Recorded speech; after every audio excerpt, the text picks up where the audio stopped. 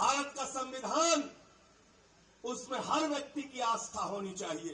Bharatiya Janata party का सांसद खुलेआम कह रहा है कि बाबा साहब डॉक्टर भीमराव अंबेडकर के द्वारा लिखे गए संविधान को बदलना है। अगर संविधान बदलना है तो 2/3 बहुमत चाहिए, इसलिए आप लोग ज्यादा से ज्यादा सीट दीजिए, हमें संविधान बदलना।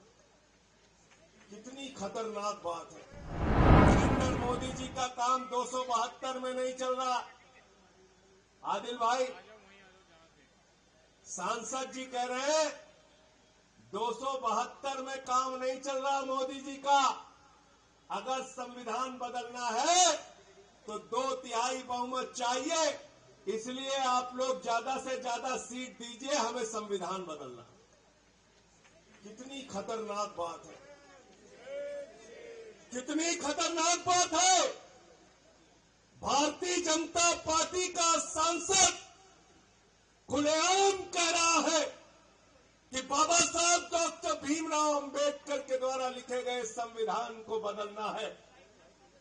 मैं आज इस पार्टी ऑफिस के कार्यालय से भारतीय जनता पार्टी और आरएसएस के लोगों को कहना चाहता हूं, जब तक आम आदमी पार्टी का कार्यकर्ता है, भारत के संविधान को बचाने के लिए अंतिम सांस तक लड़ाई लड़ेगा। ये शपथ हमने ली है और इसको हम पूरा करेंगे। अब भारत के संविधान को खत्म करना चाहते हैं। भारत के संविधान में क्या है? बाबा साहब ने कहा शिक्षा में हमें समानता नहीं है।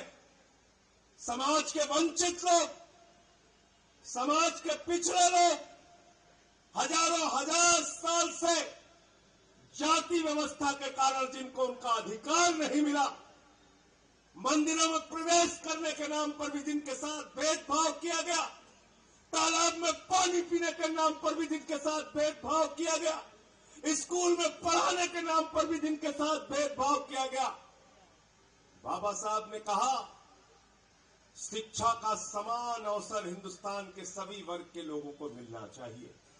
और बाबा साहब का वो सपना हिंदुस्तान की किसी सरकार ने पूरा करने का काम किया है तो अरविंद केजरीवाल ने पूरा करने का काम किया है, समान शिक्षा का अवसर। भाई मनीष सिसोदिया जी ने दिन रात मेहनत करके उस शिक्षा व्यवस्था को जमीन पे लाने का काम किया। केजरीवाल जी 2015 में मनीष सिसोदिया के साथ सरकारी स्कूलों को देखने जाते थे। मकड़ी के जाले लगे रहते थे सरकारी स्कूलों में। हमारे आपके बच्चे टाट पट्टी पर बैठ के पढ़ते थे। बच्चियों के लिए टॉयलेट का इंतजाम नहीं था, प्रयोगशालाएं नहीं होती थी सरकारी स्कूलों में। आज उन्हीं स्कूलों में जहां पे मकड़ी के जाले लगे रहते थे, केजरीवाल जी ने एयर कंडीशन कमरे आपके बच्चों की पढ़ाई के लिए बनाए। बाबा साहब के सपने को पूरा किया। बाबा साहब का सपना था कि भारत का संविधान, उसमें हर व्यक्ति की आस्था होनी चाहिए। भारत का संविधान हर व्यक्ति को समझ में होना चाहिए और उस संविधान में उसको क्या अधिकार मिले हैं, इस बात की समझ उसको होनी चाहिए। 75 साल में तो बहुत सारी सरकारें आई और गई, लेकिन हिंदुस्तान की पहली सरकार है अरविंद केजरीवाल की सरकार। भारत के पहले शिक्षा मंत्री है मनीष सिसोदिया, जिन्होंने कहा सरकारी स्कूलों में बाबा साहब डॉक्टर भीमराव अंबेडकर का संविधान पढ़ाया जाएगा। कहा कि नहीं कहा बताओ? कहा था ना?